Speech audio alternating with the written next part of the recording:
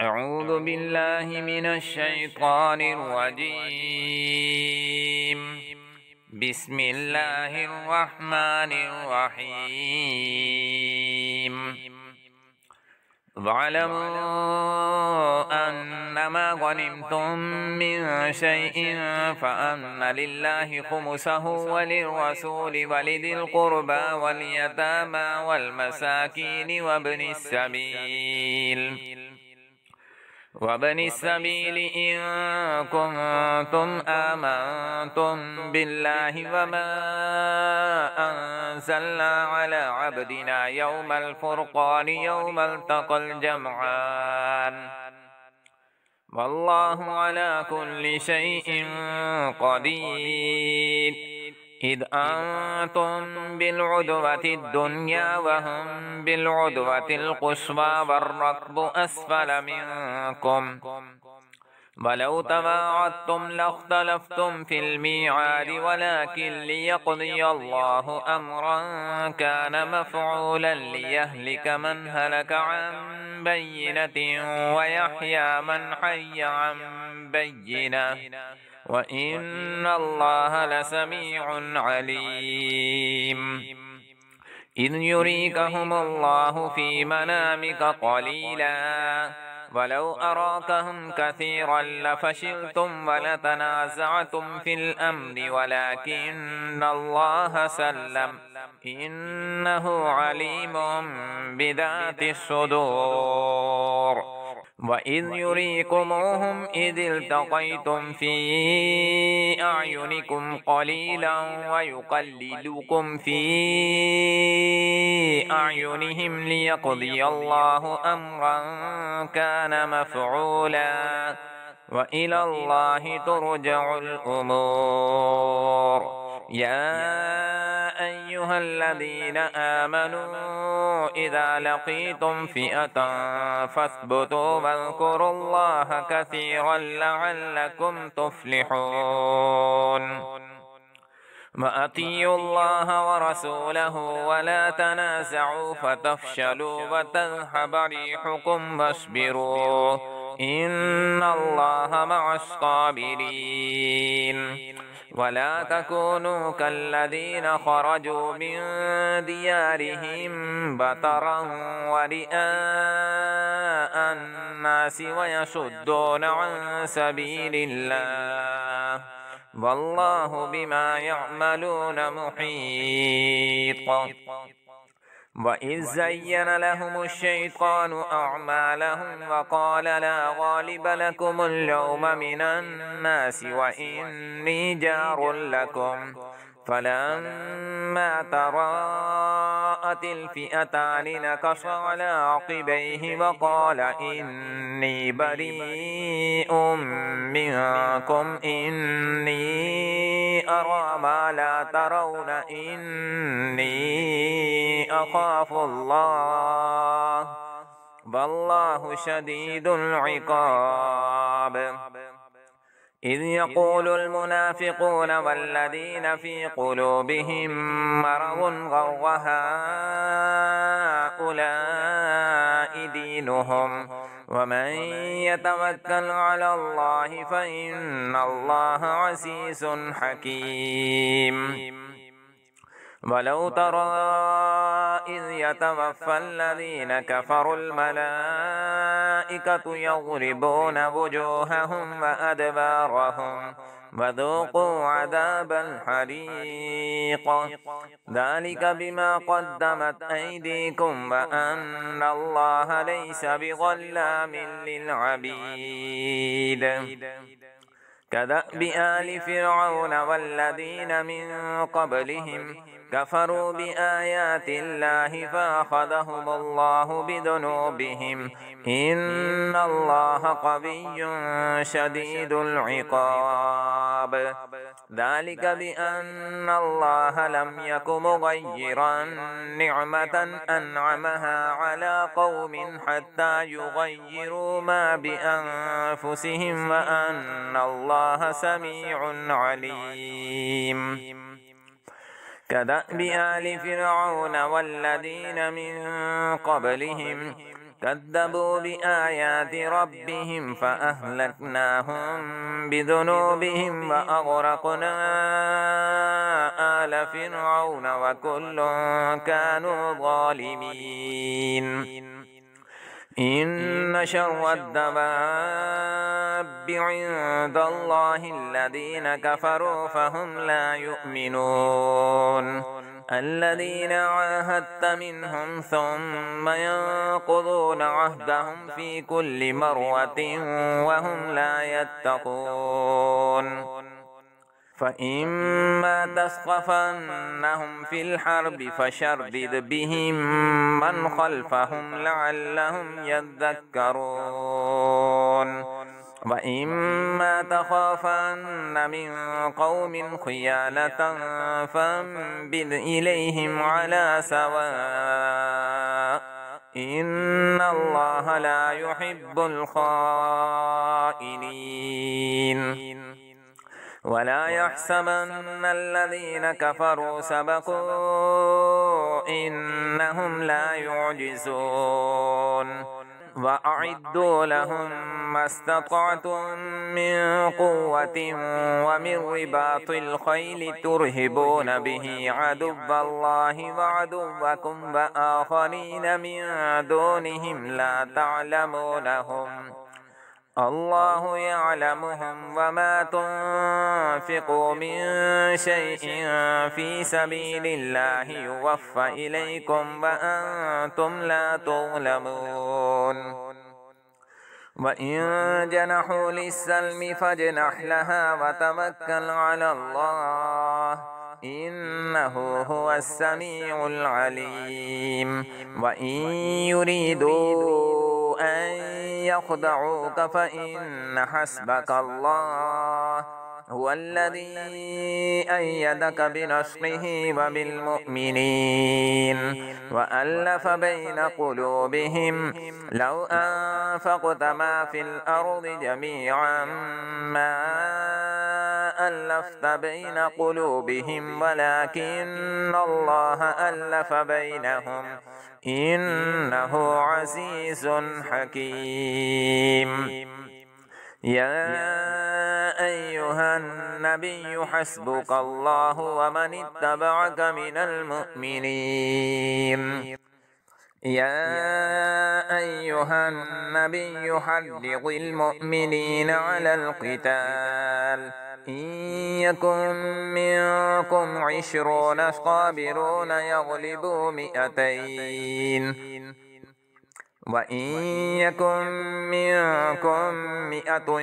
يغلبوا 1000 من الذين كفروا بأنهم قوم لا يفقهون الآن خفف الله عنكم وعلم أن فيكم ضعفا فإن يكن منكم 100 صابرة يغلبوا 200 وإن يكن منكم 1000 يغلبوا 2000 بإذن الله والله مع الصابرين ما كان لنبي أن يكون له أسرى حتى يثخن في الأرض تريدون عرض الدنيا والله يريد الآخرة والله عزيز حكيم لولا كتاب من الله سبق لمسكم فيما أخذتم عذاب عظيم فكلوا مما غنمتم حلالا طيبا واتقوا الله إن الله غفور رحيم يا أيها النبي قل لمن في أيديكم من الأسرى إن يعلم الله في قلوبكم خيرا يؤتكم خيرا مما أخذ منكم ويغفر لكم والله غفور رحيم وإن يريدوا خيانتك فقد خانوا الله من قبل فأمكن منهم والله عليم حكيم إن الذين آمنوا وهاجروا وجاهدوا بأموالهم وأنفسهم في سبيل الله والذين آووا ونصروا أولئك بعضهم أولياء بعض والذين آمنوا ولم يهاجروا ما لكم من ولايتهم من شيء حتى يهاجروا وإن استنصروكم في الدين فعليكم النصر إلا على قوم بينكم وبينهم ميثاق والله بما تعملون بصير والذين كفروا بعضهم أولياء بعض إلا تفعلوه تكن فتنة في الأرض وفساد كبير والذين آمنوا وهاجروا وجاهدوا في سبيل الله والذين آووا ونصروا أولئك هم المؤمنون حقا لهم مغفرة ورزق كريم والذين آمنوا من بعد وهاجروا وجاهدوا معكم فأولئك منكم وأولو الأرحام بعضهم أولى ببعض في كتاب الله إن الله بكل شيء عليم براءة من الله ورسوله إلى الذين عاهدتم من المشركين فسيحوا في الأرض 4 أشهر واعلموا أنكم غير معجز الله وأن الله مخزي الكافرين وأذان من الله ورسوله إلى الناس يوم الحج الأكبر أن الله بريء من المشركين ورسوله فإن تبتم فهو خير لكم وإن توليتم فاعلموا أنكم غير معجز الله وبشر الذين كفروا بعذاب أليم إلا الذين عاهدتم من المشركين ثم لم ينقصوكم شيئا ولم يظاهروا عليكم أحدا فأتموا إليهم عهدهم إلى مدتهم إن الله يحب المتقين فإذا انسلخ الأشهر الحرم فاقتلوا المشركين حيث وجدتموهم وخذوهم واحشروهم واقعدوا لهم كل مرصد فإن تابوا وأقاموا الصلاة وآتوا الزكاة فخلوا سبيلهم إن الله غفور رحيم وإن أحد من المشركين استجارك فأجره حتى يسمع كلام الله ثم أبلغه مأمنه ذلك بأنهم قوم لا يعلمون كيف يكون للمشركين عهد عند الله وعند رسوله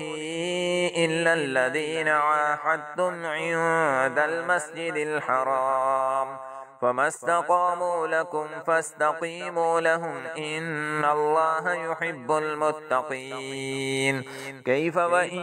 يظهروا عليكم لا يرقبوا فيكم إلا ولا ذمة يرضونكم بأفواههم وتأبى قلوبهم وأكثرهم فاسقون اشتروا بآيات الله ثمنا قليلا فصدوا عن سبيله إنهم ساء ما كانوا يعملون لا يرقبون في مؤمن إلا ولا ذمة وأولئك هم المعتدون فإن تابوا وأقاموا الصلاة وآتوا الزكاة فإخوانكم في الدين ونفصل الآيات لقوم يعلمون وإن نكثوا أيمانهم من بعد عهدهم وطعنوا في دينكم فقاتلوا أئمة الكفر إنهم لا أيمان لهم لعلهم ينتهون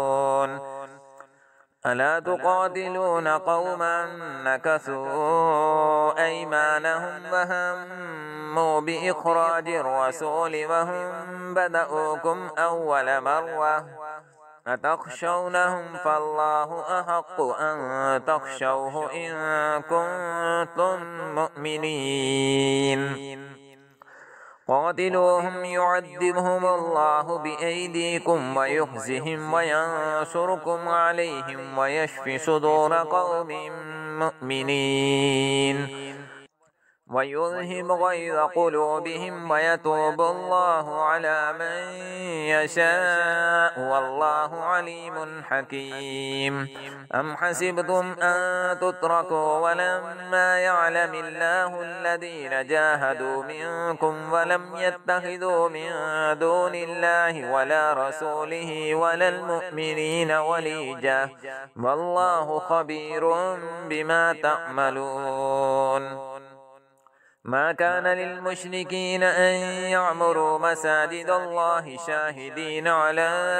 أنفسهم بالكفر أولئك حبطت أعمالهم وفي النار هم خالدون إنما يعمر مساجد الله من آمن بالله واليوم الآخر وأقام الصلاة وآتى الزكاة ولم يخش إلا الله فعسى أولئك أن يكونوا من المهتدين أجعلتم سقاية الحاج وعمارة المسجد الحرام كمن آمن بالله واليوم الآخر وجاهد في سبيل الله لا يستوون عند الله والله لا يهدي القوم الظالمين الذين آمنوا وهاجروا وجاهدوا في سبيل الله بأموالهم وأنفسهم أعظم درجة عند الله وأولئك هم الفائزون يبشرهم ربهم برحمة منه ورضوان وجنات لهم فيها نعيم مقيم خالدين فيها أبدا إن الله عنده أجر عظيم يا أيها الذين آمنوا لا تتخذوا آباءكم وإخوانكم أولياء إن استحبوا الكفر على الإيمان ومن يتولهم منكم فأولئك هم الظالمون قل إن كان آباؤكم وأبناؤكم وإخوانكم وأزواجكم وعشيرتكم وأموال اقترفتموها وتجارة تخشون كسادها ومساكن ترضونها أحب إليكم من الله ورسوله وجهاد في سبيله فتربصوا حتى يأتي الله بأمره والله لا يهدي القوم الفاسقين لقد نصركم الله في مواطن كثيرة ويوم حنين إذ أعجبتكم كثرتكم فلم تغن عنكم شيئا وضاقت عليكم الأرض بما رحبت ثم وليتم مدبرين ثم أنزل الله سكينته على رسوله وعلى المؤمنين وأنزل جنودا لم تروها وعذب الذين كفروا وذلك جزاء الكافرين ثم يتوب الله من بعد ذلك على من يشاء والله غفور رحيم يا أيها الذين آمنوا إنما المشركون نجس فلا يقربوا المسجد الحرام بعد عامهم هذا وإن خفتم عيلة فسوف يغنيكم الله من فضله إن شاء إن الله عليم حكيم قاتلوا الذين لا يؤمنون بالله ولا باليوم الآخر ولا يحرمون ما حرم الله ورسوله ولا يدينون دين الحق من الذين أوتوا الكتاب حتى يعطوا الجزية عن يد وهم صاغرون وقالت اليهود عزير ابن الله وقالت النصارى المسيح ابن الله ذلك قولهم بأفواههم يضاهئون قول الذين كفروا من قبل قاتلهم الله أنى يؤفكون اتخذوا أحبارهم ورهبانهم أربابا من دون الله والمسيح ابن مريم وما أمروا إلا ليعبدوا إلها واحدا لا إله إلا هو سبحانه عما يشركون يريدون أن يطفئوا نور الله بأفواههم ويأبى الله إلا أن يتم نوره ولو كره الكافرون هو الذي أرسل رسوله بالهدى ودين الحق ليظهره على الدين كله ولو كره المشركون يا أيها الذين آمنوا إن كثيرا من الأحبار والرهبان ليأكلون أموال الناس بالباطل ويصدون عن سبيل الله والذين يكنزون الذهب والفضة ولا ينفقونها في سبيل الله فبشرهم بعذاب أليم يوم يحمى عليها في نار جهنم فتقوى بها جباههم وجنوبهم وظهورهم هذا ما كنزتم لأنفسكم فذوقوا ما كنتم تكنزون إن عدة الشهور عند الله 12 شهرا في كتاب الله يوم خلق السماوات والأرض منها 4 حرم ذلك الدين القيم فلا تظلموا فيهن أنفسكم وقاتلوا المشركين كافة كما يقاتلونكم كافة واعلموا أن الله مع المتقين إنما النسيء زيادة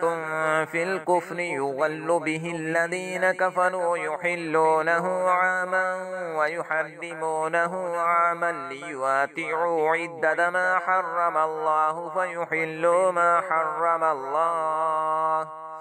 زين لهم سوء أعمالهم والله لا يهدي القوم الكافرين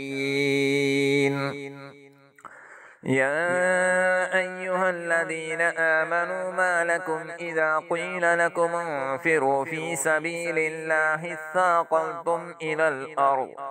أرضيتم بالحياة الدنيا من الآخرة فما متاع الحياة الدنيا في الآخرة إلا قليل إلا تنفروا يعذبكم عذابا أليما ويستبدل قوما غيركم ولا تضروه شيئا والله على كل شيء قدير. إلا تنصروه فقد نصره الله إذ أخرجه الذين كفروا ثاني اثنين إذ هما في الغار إذ يقول لصاحبه لا تحزن إن الله معنا فأنزل الله سكينته عليه وأيده بجنود لم تروها وجعل كلمة الذين كفروا السفلى وكلمة الله هي العليا والله عزيز حكيم. انفروا خفافا وثقالا وجاهدوا بأموالكم وأنفسكم في سبيل الله ذلكم خير لكم إن كنتم تعلمون. لو كان عرضا قريبا وسفرا قاصدا لاتبعوك ولكن بعدت عليهم الشقة وسيحلفون بالله لو استطعنا لخرجنا معكم يهلكون أنفسهم والله يعلم إنهم لكاذبون. عفى الله عنك لما أذنت لهم حتى يتبين لك الذين صدقوا وتعلم الكاذبين. لا يستأذنك الذين يؤمنون بالله واليوم الآخر أن يجاهدوا بأموالهم وأنفسهم والله عليم بالمتقين. إنما يستأذنك الذين لا يؤمنون بالله واليوم الآخر وارتابت قلوبهم فهم في ريبهم يترددون. ولو أرادوا الخروج لأعدوا له عدة ولكن كره الله بعاثهم فثبتهم وقيل اقعدوا مع القاعدين. لو خرجوا فيكم ما زادوكم إلا خبالا ولأوضعوا خلالكم يبغونكم الفتنة وفيكم سماعون لهم والله عليم بالظالمين.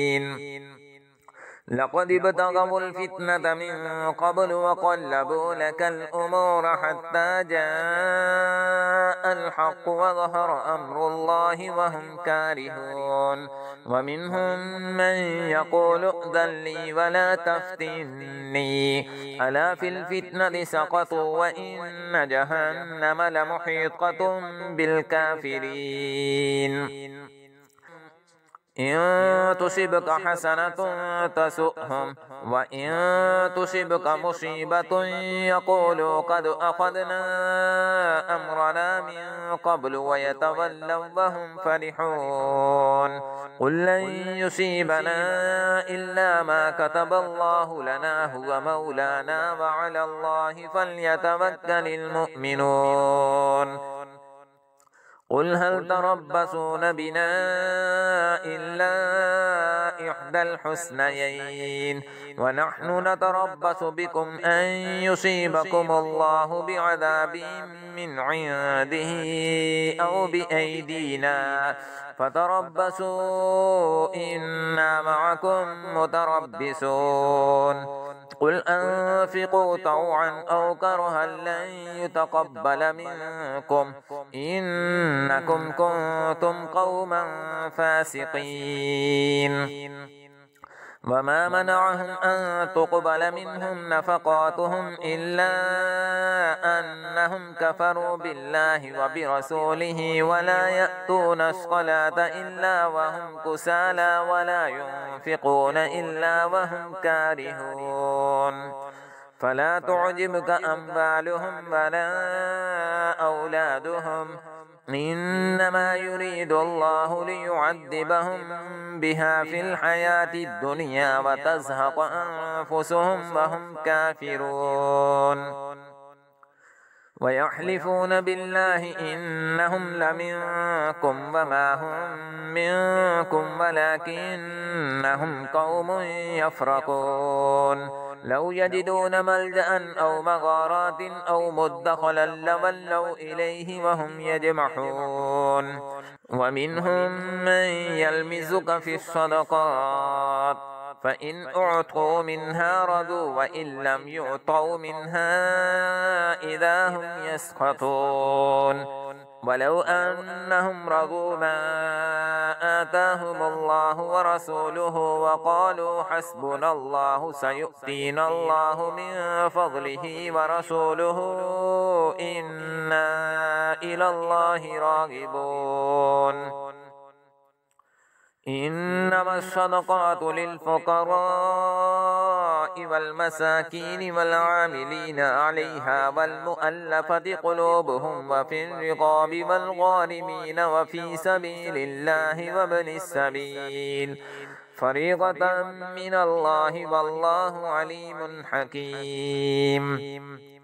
ومنهم الذين يؤذون النبي ويقولون هو أذن قل أذن خير لكم يؤمن بالله ويؤمن للمؤمنين ورحمة للذين آمنوا منكم والذين يؤذون رسول الله لهم عذاب أليم يحلفون بالله لكم ليرضوكم والله ورسوله أحق أن يرضوه إن كانوا مؤمنين ألم يعلموا أنه من يحادد الله ورسوله فأن له نار جهنم خالدا فيها ذلك الخزي العظيم يحذر المنافقون أن تنزل عليهم سورة تنبئهم بما في قلوبهم قل استهزئوا إن الله مخرج ما تحذرون ولئن سألتهم ليقولن إنما كنا نخوض ونلعب قل أبالله وآياته ورسوله كنتم تستهزئون لا تعتذروا قد كفرتم بعد إيمانكم إن نعف عن طائفة منكم نعذب طائفة بأنهم كانوا مجرمين المنافقون والمنافقات بعضهم من بعض يأمرون بالمنكر وينهون عن المعروف ويقبضون أيديهم نسوا الله فنسيهم إن المنافقين هم الفاسقون بعد الله المنافقين والمنافقات والكفار نار جهنم خالدين فيها هي حسبهم ولعنهم الله ولهم عذاب مقيم كالذين من قبلكم كانوا أشد منكم قوة وأكثر أموالا وأولادا فاستمتعوا بخلاقهم فاستمتعتم بخلاقكم كما استمتع الذين من قبلكم بخلاقهم وخذتم كالذي خاضوا أولئك حبطت أعمالهم في الدنيا والآخرة وأولئك هم الخاسرون ألم يأتهم نبأ الذين من قبلهم قوم نوح وعاد وثمود وقوم إبراهيم وأصحاب مدين والمؤتفكات أتتهم رسلهم بالبينات فما كان الله ليظلمهم ولكن كانوا أنفسهم يظلمون والمؤمنون والمؤمنات بعضهم أولياء بعض يأمرون بالمعروف وينهون عن المنكر ويقيمون الصلاة ويؤتون الزكاة ويطيعون الله ورسوله أولئك سيرحمهم الله إن الله عزيز حكيم وعد الله المؤمنين والمؤمنات جنات تجري من تحتها الأنهار خالدين فيها ومساكن طيبة في جنات عدن ورضوان من الله أكبر ذلك هو الفوز العظيم. يا أيها النبي جاهد الكفار والمنافقين واغلظ عليهم ومأواهم جهنم وبئس المصير. يحلفون بالله ما قالوا ولقد قالوا كلمة الكفر وكفروا بعد إسلامهم وهموا بما لم ينالوا وما نقموا إلا أن أغناهم الله ورسوله من فضله فإن يتوبوا يك خيرا لهم